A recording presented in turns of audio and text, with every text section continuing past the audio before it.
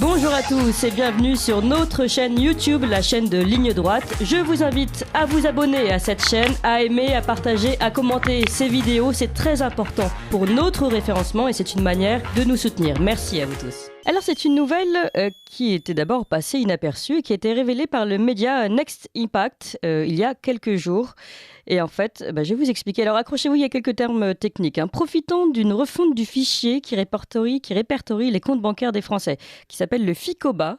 Ce fichier qui rassemble à l'heure actuelle la liste des comptes courants, comptes épargne, etc. Eh bien, le ministère de l'économie aurait effectué une demande pour obtenir un regard sur les opérations des Français. Opérations qui, pour le moment, ne sont pas répertoriées dans ce fichier, le FICOBA. Alors, le média Next Impact a consulté une lettre de la Direction interministérielle du numérique, le DINUM, qui est une lettre de réponse, en fait, à cette demande du ministère de l'économie. Une réponse qui a été effectuée en octobre 2020. C'est une lettre, d'ailleurs, qui est ouverte, qui est publique, qu'on peut consulter. La lettre était passée inaperçue jusqu'à maintenant. Mais elle a finalement, répondu sous la forme négative au ministère de l'économie. Elle pointe du doigt qu'il n'y a pas eu de débat parlementaire à ce sujet, ni de consultation de la Commission nationale de l'informatique et des libertés, la fameuse CNIL, et donc refuse l'accès à ces informations jugées très sensibles. Alors elle a raison, l'accès à la liste des comptes courants, comptes épargne, etc. sont évidemment des informations très sensibles.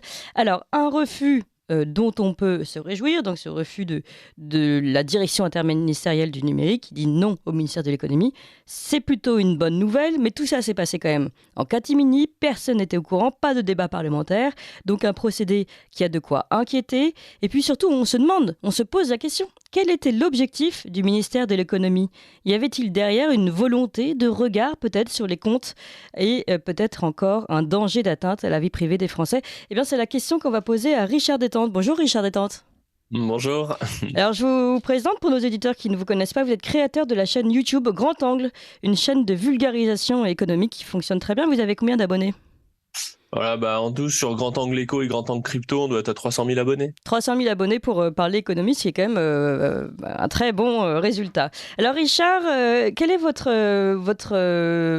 analyse sur cette demande assez discrète du ministère de l'économie ?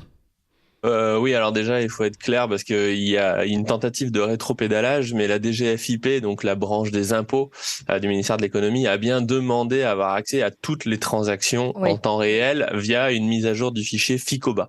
Donc ce fichier FICOBA, quand vous êtes français et en France, votre banque déclare vos comptes dans ce fichier. Et il est un peu vieillot, donc dans le cadre des directives AML, il y a une modernisation de tout ça pour la lutte contre le blanchiment d'argent. C'est le grand refrain qui revient. Mais même alors juste vous dites il y a ce rétropédalage parce que dans les réponses qui ont été données, en fait oui la DGFiP explique que non en fait on voulait juste entre guillemets seulement avoir accès au solde des comptes et pas à toutes les opérations effectuées sur ces comptes bancaires. Mais peut-être vous pouvez nous expliquer également qu'est-ce que ça aurait changé dans un cas et dans l'autre. Ce que ça change, alors si vous avez accès qu'au solde une fois par an, je vois pas trop ce qu'ils auraient bien pu en tirer parce que ça dit pas grand-chose. Mais ce que ça change, si quelqu'un a accès à vos comptes en temps réel, c'est un peu pourquoi vous mettez des rideaux aux fenêtres ou pourquoi les toilettes les portes des toilettes publiques ne sont pas transparentes. Ouais. La question, c'est toujours la même, c'est qu'est-ce qu'on a à cacher. Et le problème, qu'est-ce qu'on a à cacher à l'État ? Ça c'est une conception éminemment politique. Vous avez en Suisse par exemple, qui est pas un pays spécialement dictatorial, c'est même plutôt une démocratie, qu'on a plus proche qu'une démocratie directe.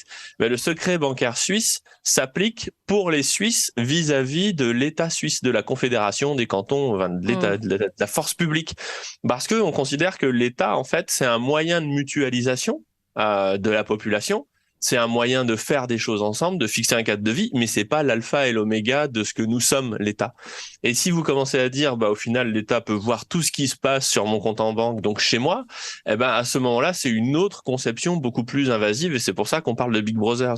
Alors, le danger de Big Brother, c'est quoi? Déjà, si vous êtes une entreprise étrangère en France, vous avez peut-être pas envie que le pays dans lequel vous êtes ait accès à toutes vos informations, sachant que vous avez des concurrents de son pays on connaît bien les pratiques Ça marcherait dans un économique. pays. Oui, mais ça marcherait dans un pays qui met en valeur ses entreprises, ce qui n'est pas forcément le cas de la France. Mais on peut comprendre en effet la méfiance.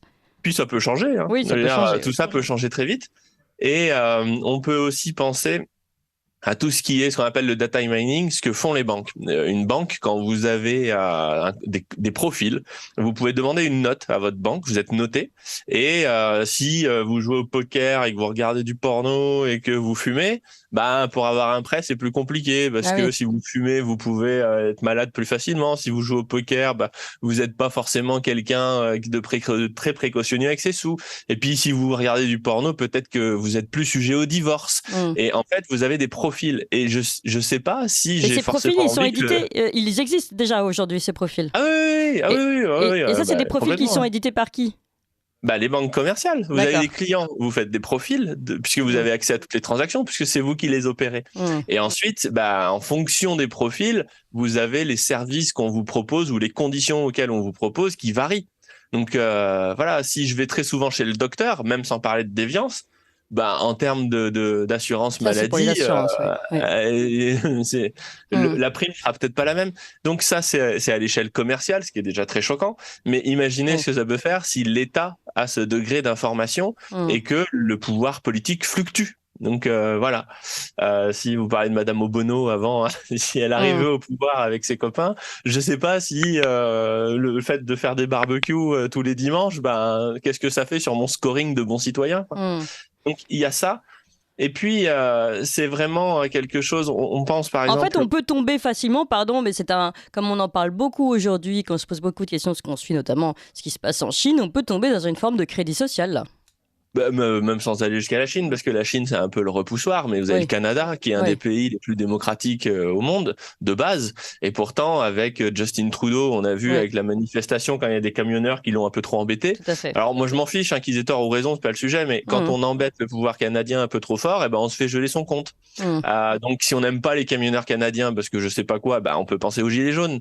Est-ce que on aurait aimé que ce soit les gilets jaunes qui soient bloqués? Puis si on n'aime pas les gilets jaunes, on peut penser aux infirmières. On leur a envoyé les pompiers. On a envoyé la police sur les pompiers du temps d'Emmanuel Macron. Je veux dire, voilà, est-ce qu'on pourrait penser à bloquer les salaires des infirmières non vaccinées qui vont quand même au travail? J'en sais rien. On peut aller très loin parce que la politique est très fluctuante. Et il y a un dernier sujet qui est vraiment crucial. C'est la délégation et la confusion entre le rôle de la loi et le rôle de la police. C'est-à-dire que la loi, par définition, elle dit ce qui est bien et ce qui est pas bien et ce pourquoi on doit être condamné. Et voilà, tu ne tueras point, tu voleras pas, tu feras pas ci, tu feras pas ça. C'est pas marrant, mais c'est le cadre, c'est l'ordre social. Voilà, donc on se met d'accord là-dessus. Et ensuite, la police a pour mission d'aller courir après les vilains qui respectent pas le cadre légal. Ça, c'est normal. Mais aujourd'hui, ce qu'on voit, c'est que la loi délègue un pouvoir de qualification et d'anticipation du crime à des acteurs privés comme les banques. Et du coup, le banquier se retrouve avec un rôle de police quelque part, par anticipation. Parce qu'il doit vous dénoncer, il doit mettre en place des barrières pour vous empêcher de faire. Et en fait, la question, c'est à quel moment on dit, non, en fait, on doit pouvoir faire les choses, on doit pouvoir violer la loi, et c'est du rôle des policiers de vous courir après si vous le faites. Oui, là, on tombe un peu dans le schéma du film Minority Report, où en fait, les gens étaient arrêtés avant même d'avoir commis la faute, puisque selon les algorithmes, et eux, c'est la science-fiction, on savait à l'avance que cette personne avait le profil pour aller commettre un crime. C'est exactement ça. Alors, Minority Report, ils lisent dans la tête des gens pour voir si vous n'avez pas tué votre voisin. Bon, c'est un peu. Mais là, typiquement, moi, maintenant, j'ai déménagé en Suisse. Et quand j'ai fait un virement en Suisse, de base, il a été bloqué. Et j'ai dû écrire et me justifier, patati et patata, à mon banquier. Alors que mon banquier, c'est pas ma mère ou ma sœur. J'ai rien à lui justifier de base. Et ça fait partie du rôle du banquier, s'il veut pas être incriminé si jamais je fais n'importe quoi, de contrôler ce que je fais. Le contrôle, c'est un pouvoir de police.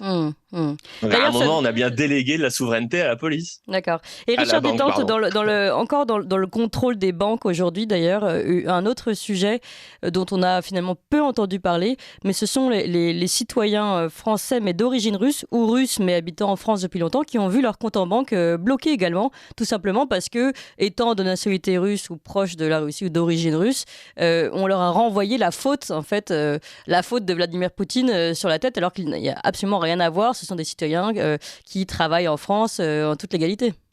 Bah oui, mais tout ça s'est fait dans l'allégresse générale. C'est-à-dire que j'ai pas vu d'opposition massive dans les repas de famille le dimanche ou dans les rues ou dans quoi que ce soit qui disent mon Dieu c'est affreux. Emmanuel Macron a interdit la chaîne RT, Russia Today. Oui. Bah on aime ou on n'aime pas, d'accord, mais il a interdit un média sans décision de justice, que je me trompe. Et ça a été fait du jour au lendemain. Et moi, j'avais des gens que je connais qui travaillaient là-bas. Ben, on leur a dit, hop, la fête est finie, au revoir, quoi. Cassez-vous, hein. On vous aime plus. Donc, faut garder en tête que la politique est très, très variable et peut se retourner contre nous. Et une autre chose aussi, c'est qu'il faut savoir que la déviance au sein d'une société, payer sa femme de ménage en cash, acheter du shit aux copains d'à côté et toutes ces choses-là, eh ben, c'est un joint de dilatation dans l'ordre social. Si vous supprimez le cash et que vous instaurez un contrôle à tous les niveaux, ben, ça marche pas, les gens deviennent fous. Oui. On y arrive d'ailleurs, à la suppression du cash, doucement. Ben, c'est un des objectifs, oui. Mais en termes d'ordre social et de paix sociale, ça n'a jamais marché. Donc après, ça marche, regardez ce qui se passe en Suisse. Hein. Oui, mais en Chine, ça a l'air de bien fonctionner. Mais après, on peut dire que c'est un autre système. Ça marche. Pour l'instant, ça fonctionne. Mais là, on est sur une autre mentalité. Oui. C'est plus qu'une mentalité. C'est qu'en Chine, vous avez deux façons de faire de la croissance économique. Vous avez la croissance ricardienne et schumpeterienne. Donc ricardien, ça veut dire qu'il y a de la place pour tout le monde. C'est le Far West. Et puis, plus vous créez d'activités économiques, plus vous occupez l'espace. Donc, en gros, personne se fâche et ça se passe plutôt bien. C'est ce qu'on appelle le rattrapage. Donc là, il n'y a pas de souci. Par contre, quand vous avez occupé toute la place et que l'Amérique est pleine, pour continuer à faire de la croissance, il faut détruire l'ordre social préexistant pour le remplacer par un nouveau. Ça s'appelle Amazon, qui tue vos libraires du coin pour le remplacer par Amazon. Et ça, en Chine, c'est la grande question. Est-ce que la Chine va réussir à passer le cap de l'innovation et de la croissance schumpeterienne, pour utiliser des mots intelligents, ou pas? Eh ben, c'est une vraie question. Et ça, on l'a pas encore vraiment vu. Alors, donc, la Chine, elle a ses défis devant elle aussi. Hein. D'accord. Dernière question pour revenir à notre premier sujet, celui de cette demande du ministère de l'économie concernant l'accès aux opérations bancaires des Français. Donc, pour le moment, on a appris qu'il y avait une lettre qui avait refusé cet accès. Est-ce que vous pensez que la demande peut être renouvelée et cette fois-ci acceptée ? Accepter, je sais pas, renouveler, c'est sûr. De toute façon, en termes de loi, on avance toujours pas à pas. J'entendais l'ancien Premier ministre, dont j'ai oublié le nom, dont on appelait méchamment le 102e dalmatien, parce qu'il a la barbe blanche. Édouard Philippe ? Bon. Oui, voilà, Édouard Philippe, c'est ça. Qui disait, vous savez, en politique, on n'avance pas à pas, et puis il disait, on a fait ci, ça a passé, on a fait ça a passé, et puis la taxe sur le carburant n'est pas passée, on a cassé la machine.